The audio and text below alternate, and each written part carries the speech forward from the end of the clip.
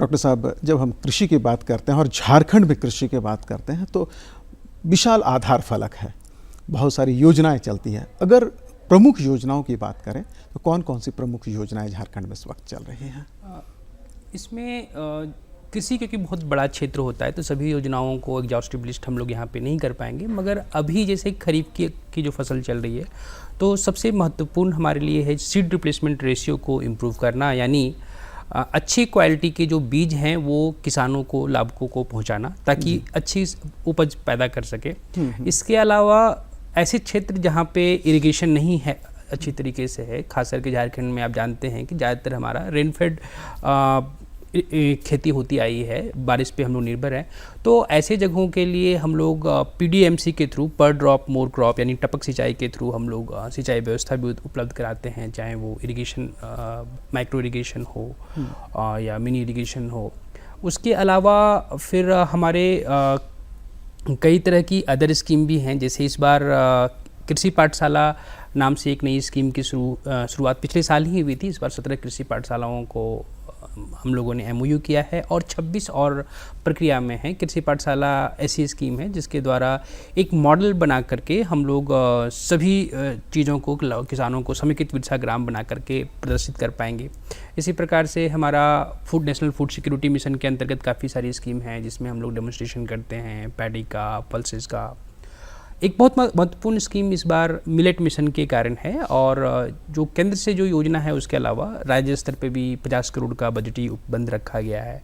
फिर FPO पे इस बार काफ़ी फोकस किया जा रहा है और फार्मर्स प्रोड्यूसिंग ऑर्गेनाइजेशन जो है उसके लिए भी 50 करोड़ रुपए का उपबंध रखा गया है उनको ग्रांट देने का। उस तरह से कई सारी स्कीम्स हैं। अगर कहा जाए जो बातें आप बता रहे हैं, अगर समेटने की कोशिश करें तो मुश्किल है, बहुत सारी योजनाएं एक साथ चल रही है। सबसे पहले आपने बीज वितरण की बात की। बीज वितरण से का जो स्कीम है वो क्या है और किस तरह किसान भाई से जुड़ सकते हैं? किन किन जो फसल है उनका बीज का वितरण किया जाए? वर्तमान में हम लोगों ने 68,000 क्विंटल अप्रॉक्स हम लोगों ने बीज का परचेज किया है, जो भारत की सबसे उन्नत और सबसे अच्छी एजेंसी जैसे नेशनल सीड कॉर्पोरेशन है और उसी प्रकार से जो बड़े बड़े ऑर्गेनाइजेशन हैं सीड के, गवर्नमेंट सेक्टर के, उनसे हम लोग बिल्कुल हाई क्वालिटी के सीड जो कि क्लाइमेट रेजिलिएंट हैं उनको हम लोग परचेज़ करते हैं। और विभिन्न FPOs के माध्यम से, कहीं FPOs इन्वॉल्व हैं, कहीं पैक्स हैं, कहीं सेल्फ हेल्प ग्रुप हैं जो सखी मंडल हैं उनके द्वारा, और ये किसानों को 50% अनुदान पे ये वितरण किया जाता है।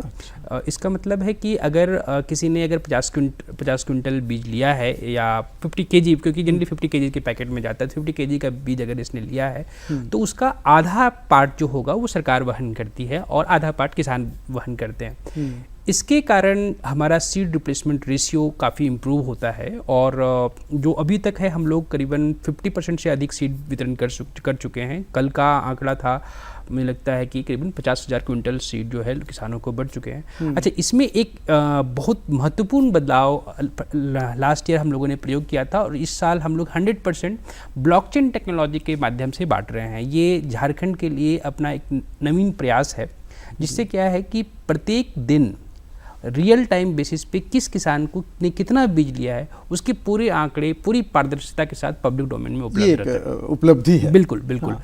तो जिसके कारण क्या है कि ये हमें भी संतुष्टि हो रही होती है कि क्या वास्तव में किसी किसान को किस किसान को मिल रहा है। कल को हम लोग ट्रैक भी कर पाएंगे कि क्या उनकी उत्पादकता बढ़ी या नहीं बढ़ी, कहीं बीजों का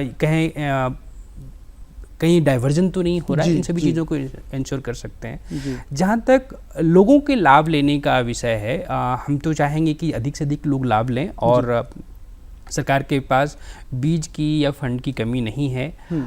अभी हम लोगों ने इसमें एक और प्रयास किया है कि जो पहले से जो नोडल एजेंसीज बने हुए थे जिनके द्वारा बीज का वितरण होता था, उसके अलावा नए एजेंसीज भी हम लोग क्रिएट कर रहे हैं। जैसे रांची जिले के अंतर्गत मुझे लगता है कि अब 50 से ज़्यादा बीज वितरण एजेंसी क्रिएट हो गई हैं, जिसमें न केवल पैक्स हैं बल्कि अब FPOs भी हैं और अब सखी मंडल भी हैं। तो अगर ऐसे FPOs भी आगे आना चाहते हैं तो वो कृषि निदेशालय में संपर्क कर सकते हैं, अपने डीओ से, जो जिला कृषि पदाधिकारी हैं उनसे संपर्क कर सकते हैं।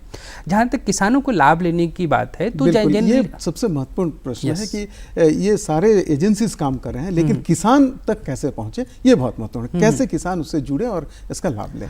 इसका हमारा 2 तरीके से सुनिश्चित कर सकते हैं। पहला तो अगर कोई भी किसान जिसने कभी इसका लाभ नहीं लिया है, वो एक तो वो कभी भी डीओ ऑफिस से संपर्क कर ले, बीएओ जो ब्लॉक एग्रीकल्चर ऑफिस होते हैं उनसे संपर्क कर ले, अगर वो भी नहीं है तो एटीएम बीटीएम से संपर्क कर ले। ब्लॉक में भी चले जाएंगे तो भी उन्हें पता चल जाएगा कि उनके एरिया में किस किस एजेंसी के द्वारा बीज दिया गया है। सभी एजेंसीज को सख्त हिदायत दी हुई है कि उनके आवेदन पे किसी भी किसान को बीज के लिए मना नहीं किया जाएगा। जो भी किसान है, प्रत्येक का ज़मीन का रिकॉर्ड कुछ बेसिक चाहिए होता है कि कितना उनके पास खेत है और कितनी बीज की आवश्यकता अप्रॉक्स होगी, उसके अनुपात में बीज देना है तो वो कर सकते हैं। अगर इसके बावजूद अगर उन्हें बीज मिल पाने में समस्या उत्पन्न होती है तो किसान कॉल सेंटर का नंबर है, जनरली ये पब्लिक डोमेन में है, उससे करें।